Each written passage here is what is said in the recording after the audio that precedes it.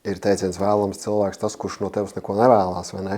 Nu, lūk, tāpēc, ka tad, kad cilvēkam nav ekspektācija par to, kādam tev ir jābūt, kādam tev ir jākļūst, vai tev ir jāsaprot tas vai nē, jums abiem diviem būs patīkami, tāpēc, ka jums nav šī te āķēšanās viena aiz otru un nav šī te spiešana un vilkšana par to, kas un kā kādam ir jākļūst. Jūs vienkārši izbaudat to notikumu, to procesu, vai tā ir saruna, vai tā ir vienkārši kopā būšana. Jums nav konkrēta mērķa, kur virzīties.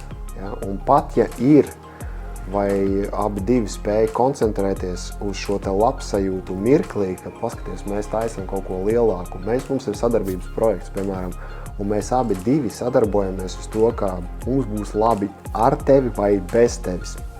Tā ir enerģija. Es izdarīšu šo projektu, vai es sasniegšu savus mērķus ar tevi vai bez tevis.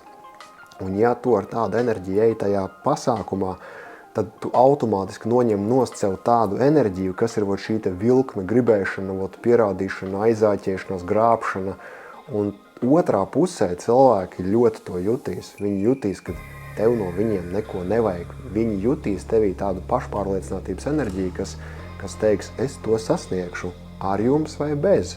Tas ir jūsu interesēs sadarboties ar mani, ja? Bet tas nav augstprātīgi, tas ir vienkāršais tādas kā iespēja enerģijas, brīvas iespēja enerģijas, un viss var notikt. Un tas ir fantastisks veids, kā sadarboties.